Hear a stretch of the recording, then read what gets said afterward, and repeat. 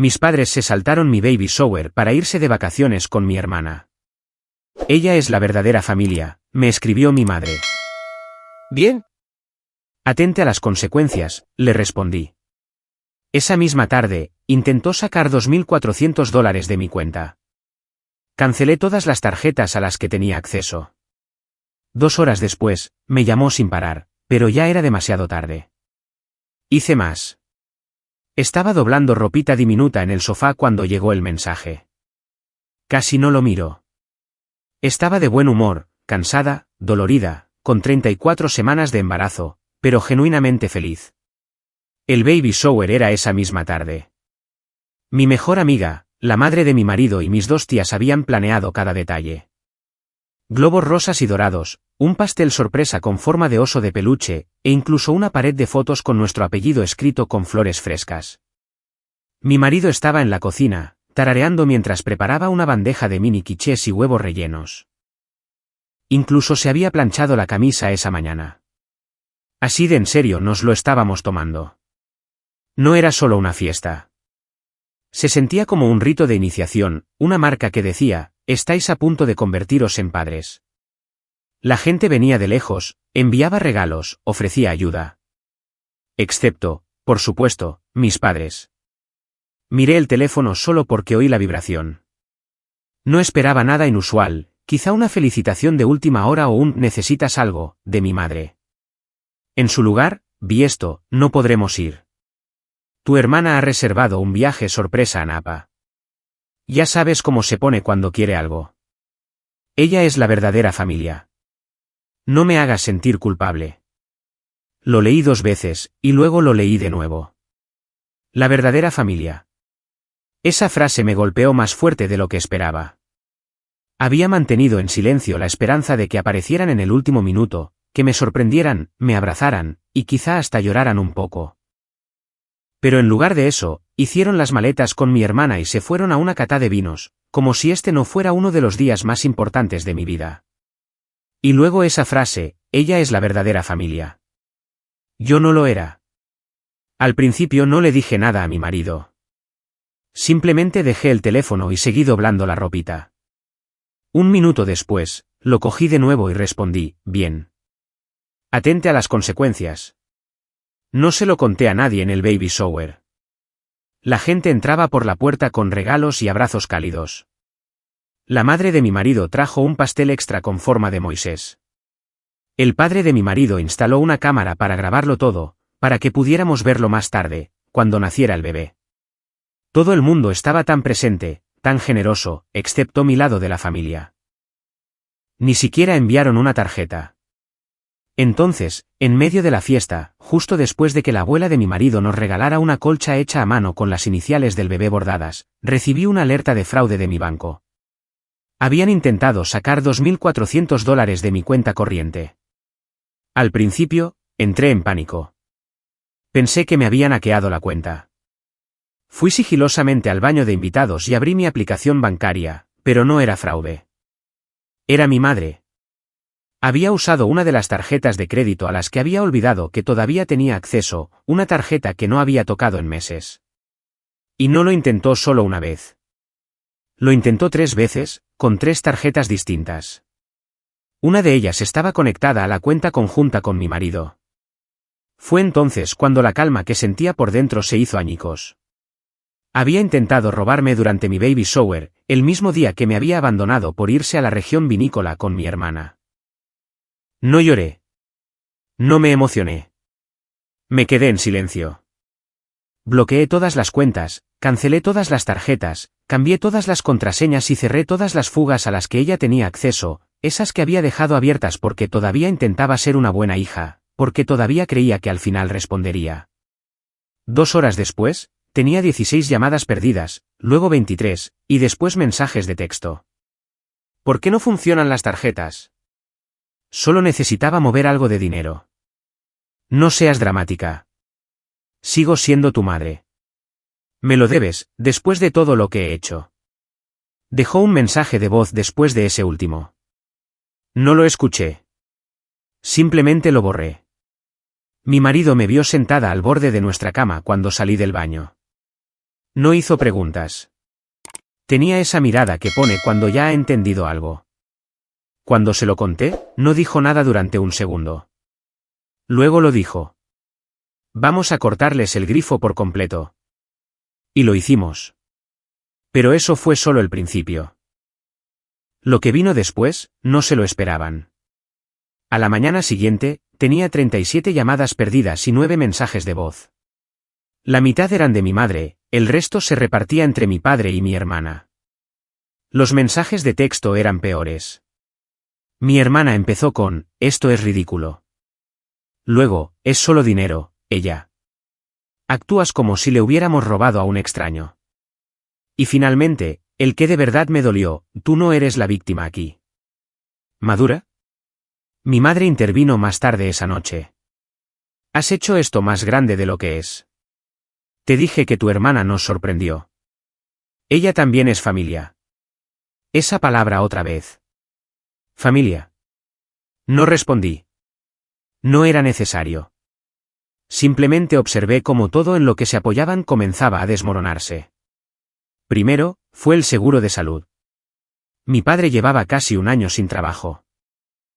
Y después de meses de oír a mi madre llorar por sus crecientes facturas, los había incluido discretamente en nuestro plan de salud familiar, a través de la empresa de mi marido. Ella no sabía cómo funcionaba, solo que los copagos de repente eran más bajos y los medicamentos más baratos. Eso se detuvo de inmediato. Estaban en una farmacia cuando se lo denegaron.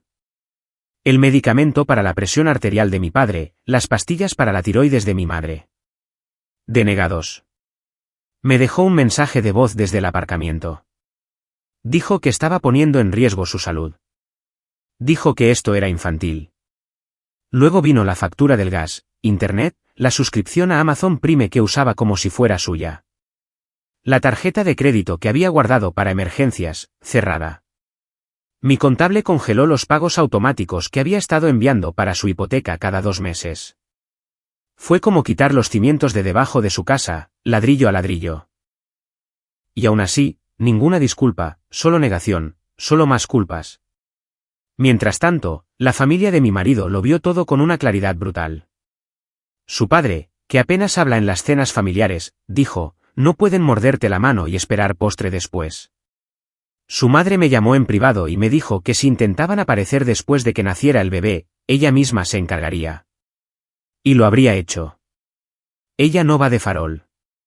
Pero no era solo su ira. Era mi marido. Nunca había estado más serio en su vida.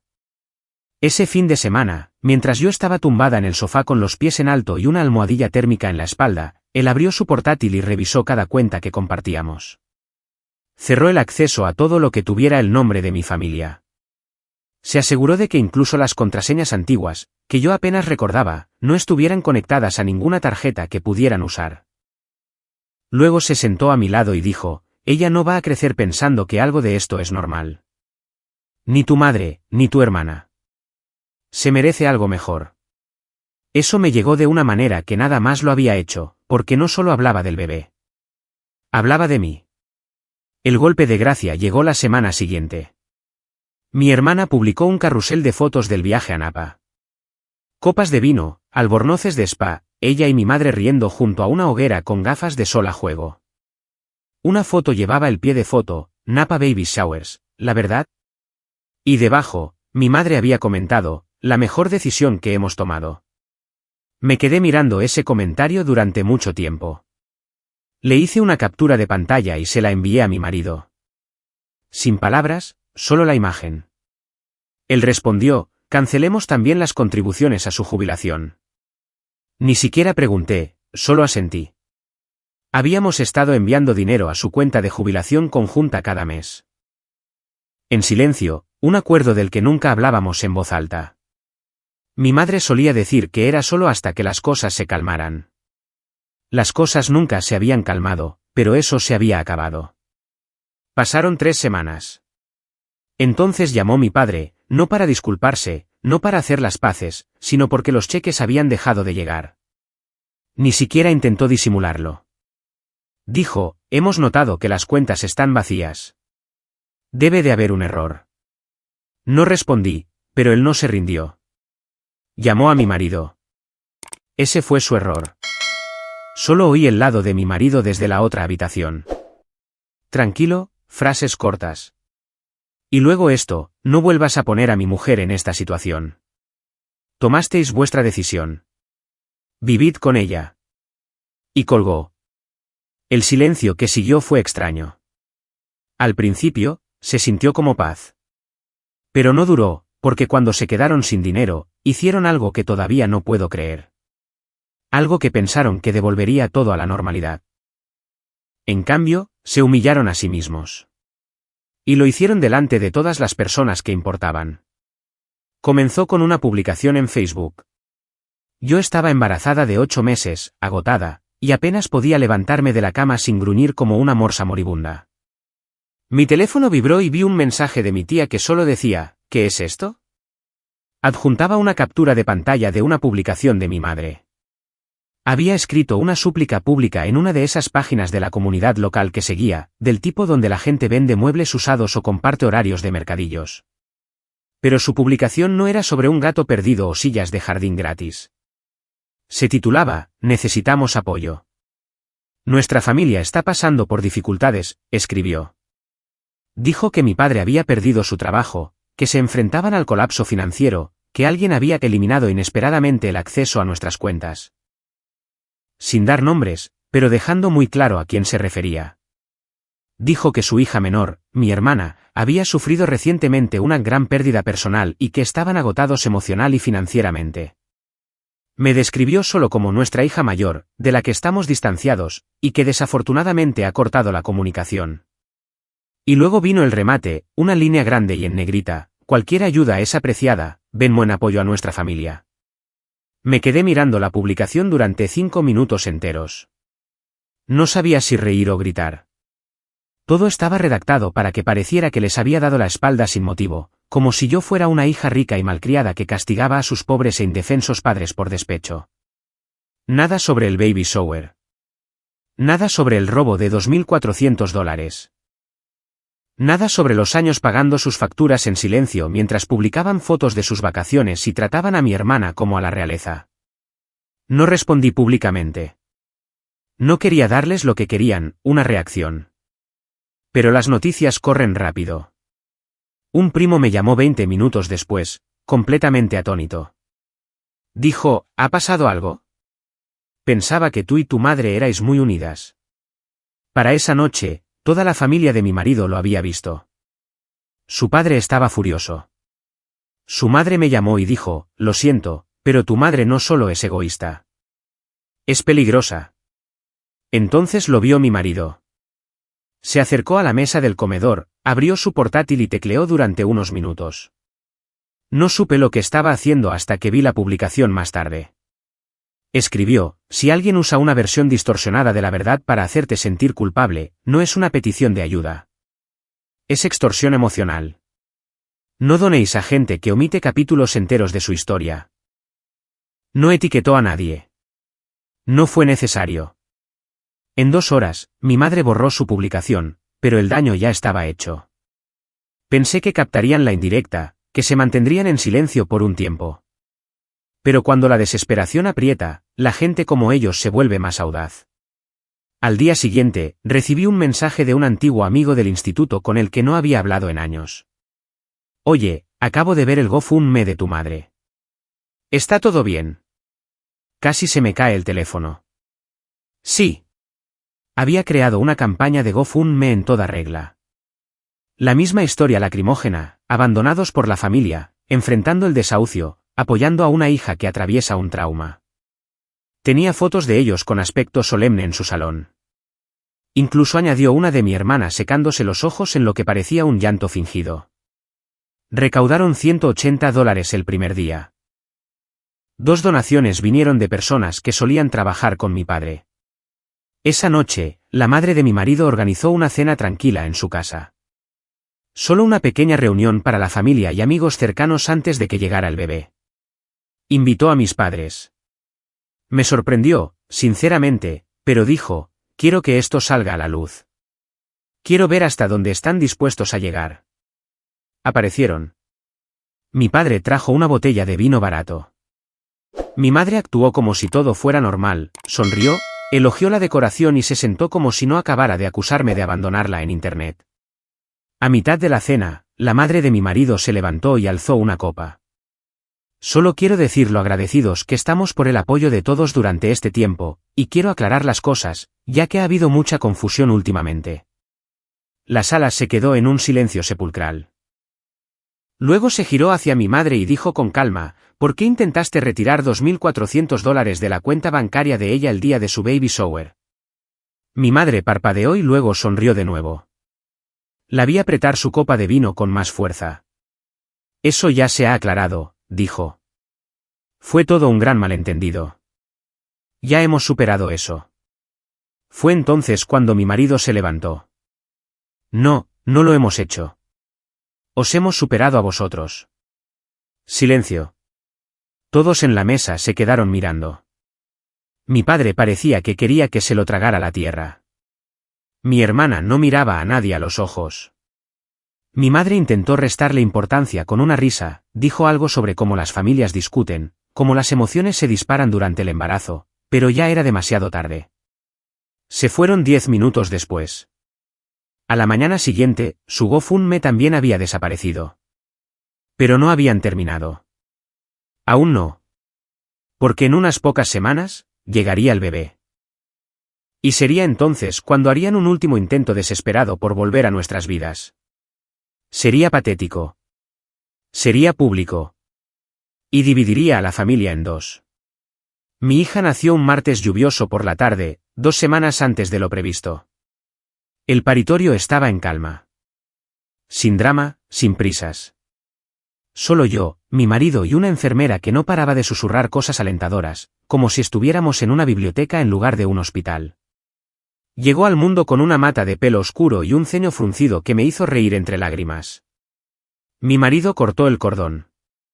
La sostuve contra mi pecho y le susurré su nombre, y todo lo demás, cada traición, cada mentira, cada patética petición de dinero se desvaneció por un momento. Pasamos los 2 primeros días en una burbuja de felicidad. Mi marido apenas durmió, trayéndome comida y agua, y turnándose para sostenerla mientras yo descansaba. Sus padres vinieron esa noche. Su madre lloró al cogerla. Su padre, que rara vez decía más de una frase, susurró: «Es perfecta». Esperé noticias de mis padres. Nada. Ni un solo mensaje, ni una llamada, ni flores, ni un regalo barato dejado en el puesto de enfermeras. 3 días después, estábamos en casa, y fue entonces cuando empezó. Mi hermana publicó una foto de sí misma sosteniendo una copa de champán con el pie de foto. Algunos descorchan botellas, otros dan a luz bebés. Adivinad a quién le va mejor. Mi marido lo vio antes que yo. Me lo enseñó con una mirada que era una mezcla de asco y lástima. No dije nada. Estaba cansada, hormonal, intentando dar el pecho y fracasando. Mi cuerpo aún me dolía, pero el verdadero golpe llegó más tarde esa tarde. Llamaron a la puerta. Pensé que era una entrega. Mi marido abrió y se quedó helado. Mis padres estaban en el porche. Yo estaba en el salón, sosteniendo a nuestra hija. Mi marido no dijo ni una palabra, simplemente salió y cerró la puerta tras él. No pude oírlo todo, pero capté algunas frases. Solo queremos verla.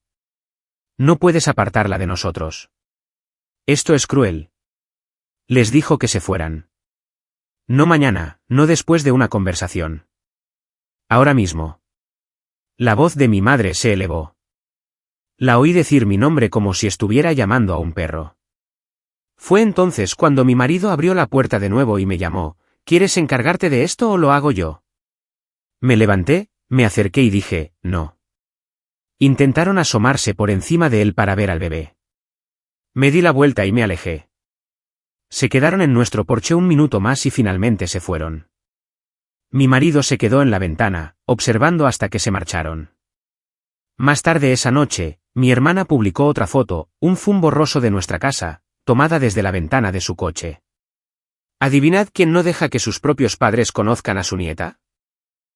Fue entonces cuando todo estalló. Alguien comentó: ni siquiera estuviste en su baby shower. Tienes mucha cara. Otro escribió: ¿no estabais pidiendo donaciones el mes pasado? La gente empezó a escribirme en privado, enviándome capturas de pantalla. Recibí una llamada de un primo segundo con el que no había hablado en años, preguntando qué estaba pasando realmente. Ese fin de semana, los padres de mi marido invitaron a algunos miembros de la familia para conocer al bebé. Mis padres no estaban invitados. Tampoco mi hermana. Pero alguien, y todavía no sabemos quién, se lo dijo. Aparecieron a mitad de la reunión, arreglados, peinados, y con una bolsa de regalo como si eso fuera a arreglar algo. Mi marido abrió la puerta, los miró de arriba abajo y dijo, «Daos la vuelta. No estáis invitados». Pasaron por encima de él. Oí la voz de mi madre antes de verla. No hay ninguna ley que diga que no podemos ver a nuestra propia nieta. Fue entonces cuando intervino su madre. Caminó directamente hacia ellos, bloqueó el pasillo y dijo, con la voz más tranquila y casual, tuvisteis todas las oportunidades de formar parte de su vida. Elegisteis el vino y el dinero en su lugar. Fuera de esta casa. Por primera vez en mi vida, vi a mi madre sin palabras. Se fueron. Solo que esta vez, no solo se fueron de nuestra casa. Dejaron atrás la poca dignidad que les quedaba. Fueron oficialmente excluidos. No solo de nosotros, sino del resto de la familia. La gente tomó partido y casi nadie los eligió a ellos. Pero lo que no esperaba fue lo que pasó un mes después. Volvieron, no a nuestra puerta, no con otra artimaña, sino con algo que lo sacudió todo, incluida mi determinación. Comenzó con una carta, un sobre blanco y liso en nuestro buzón con mi nombre escrito con la caligrafía de mi madre. La misma que solía garabatear listas de la compra y recordatorios en notas adhesivas cuando yo era niña. La reconocí al instante. Se me revolvió el estómago en cuanto la vi. Había pasado un mes desde la escena en nuestra casa, desde que aparecieron sin ser invitados, empujaron a mi marido y fueron expulsados por su madre delante de todos. Un mes de silencio total. Sin mensajes, sin correos electrónicos, ni un solo reconocimiento de su comportamiento. Y ahora, de repente, esta carta. La dejé en la encimera de la cocina durante 3 días. Mi marido la vio y al principio no dijo nada. La tercera noche, preguntó en voz baja, ¿la vas a abrir o la tiro? No respondí. No insistió. A la mañana siguiente, mientras él llevaba al bebé a su primer paseo en cochecito por el barrio, finalmente la abrí. No era una disculpa. Era un manifiesto de culpa. Escribió que las cosas habían sido abrumadoras últimamente, que su situación financiera era el resultado de estrés y malentendidos. Dijo que me echaba de menos y que esperaba que me fuera bien con el bebé. Como si ni siquiera quisiera usar su nombre. Sacó a relucir viejos recuerdos, mi graduación del instituto, mi mudanza a la universidad, como si la nostalgia fuera un pegamento lo suficientemente fuerte como para remendar todo lo que habían roto. Luego soltó la frase que nunca olvidaré. Somos tus padres. Eso significa algo, incluso cuando estás enfadada. Ninguna mención al baby shower. Ninguna mención al dinero robado. Ninguna responsabilidad. Solo un vago sentimiento de orgullo herido, disfrazado de reconciliación. Y al final, pegada al papel como si fuera una especie de ofrenda de paz, había una foto mía de niña sobre los hombros de mi padre. Me quedé mirándola. No lloré. No grité. Simplemente me sentí vacía. Cuando mi marido llegó a casa, vio la carta abierta y no dijo ni palabra. Simplemente sacó al bebé de su cochecito y entró en la guardería. Unos minutos después, volvió y me hizo la misma pregunta. Entonces, ¿qué vas a hacer? Dije que no lo sabía. Sinceramente, no lo sabía. Ya no estaba enfadada, no de la misma manera. La rabia se había calcificado en algo más frío, algo más difícil de llevar. Pero también me hizo preguntarme, si no sentían remordimiento, que se suponía que debía hacer con su silencio, su falso arrepentimiento, su tristeza teatral. La presión comenzó no mucho después. Un primo me escribió por Instagram y dijo, tu madre me enseñó una foto del bebé. Es preciosa. Me alegro de que os estéis reconciliando. Yo no me había reconciliado. Unos días después, recibí una llamada de mi tía. Estuvo 10 minutos dándole vueltas al tema y luego lo dijo sin rodeos. Ya han sido castigados suficiente, ella. Quizá es hora de dejarlo pasar. Mi marido no supo nada de esto al principio. Se lo oculté. Pero entonces cometí el único error que lo reabrió todo. Le envié una foto a mi madre, solo una. No era nada especial, una foto del bebé durmiendo sobre su manta con su manita enroscada cerca de la cara. Sin mensaje, sin emojis. Ni siquiera dije su nombre. Mi madre respondió menos de un minuto después. Es preciosa. ¿Puedo ir a verla? Me quedé mirando el mensaje. Se me helaron las manos. No respondí. Me dije a mí misma que no significaba nada, que era solo una foto. Pero la verdad era que había abierto una puerta con la que no estaba preparada para lidiar. 3 días después, apareció. Sin aviso, sin mensaje, solo una llamada a la puerta a media tarde mientras intentaba mecer al bebé para que se durmiera. Eché un vistazo por las persianas y la vi allí de pie con una pequeña bolsa en la mano y esa sonrisa vacilante, como si fuéramos vecinas que no se hubieran visto en años. Me quedé helada. Entonces entró mi marido. Miró por la ventana. Su rostro se puso pálido y luego se endureció. No me habló, simplemente abrió la puerta principal. Dijo algo, no sé qué. No pude oírlo desde dentro, pero se quedó allí, de brazos cruzados, y la dejó hablar durante unos 10 segundos antes de responderle algo. Fuera lo que fuese, ella bajó la vista al suelo, se dio la vuelta y volvió a su coche. No regresó. Esa noche, después de acostar al bebé, se sentó al borde de la cama y dijo, lo decía en serio, ella. Te quiero más que a nada, pero no voy a pasar por esto. No dejaré que te manipule. Y desde luego que no la dejaré acercarse a nuestra hija. Asentí. Le dije que lo entendía. Pero lo que no dije, lo que no pude decir, fue que ya había cruzado una línea. Y una vez que la cruzas, no hay vuelta atrás. La siguiente vez que vinieron, no fue sin anunciarse. Fui yo quien los invitó, y casi lo rompió todo. Ni siquiera sé por qué lo hice. Quizá fue la culpa.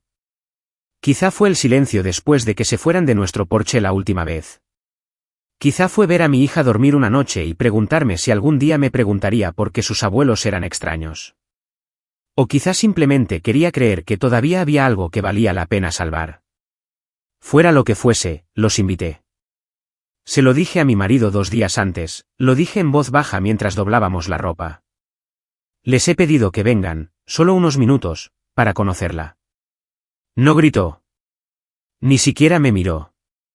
Simplemente dejó de doblar, soltó el body que sostenía y salió de la habitación. Esa noche, durmió en el sofá. No dijo ni una palabra la mañana siguiente. Se levantó, dio de comer al bebé, la sacó a pasear, volvió a casa y siguió como si yo no hubiera detonado algo.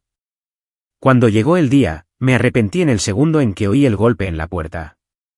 Mi madre entró con una sonrisa suave, sosteniendo una pequeña bolsa de ropa de bebé. Mi padre la siguió, rígido y silencioso, como si no estuviera seguro de lo que se le permitía decir. Se quedaron justo en el umbral hasta que señalé el sofá con la cabeza. Ella se sentó como si fuera la dueña del lugar, como si nunca hubiera pasado nada. Mi padre se quedó de pie, incómodo y extrañamente callado, como si esperara una señal para hablar que nunca llegó. Mi hija dormía en su Moisés. Mi madre la miró y dijo, es preciosa. Se parece a ti cuando eras pequeña. Luego añadió, como si significara algo, te he echado de menos, ella. No dije nada. La visita duró 11 minutos. Mi marido llegó a casa durante el 9º, entró, los vio, se detuvo y luego fue directamente al dormitorio sin mirarme.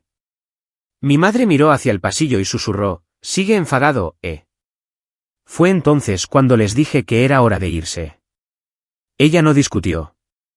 Se levantó, me entregó la bolsa y dijo, la próxima vez, quizá podamos cogerla.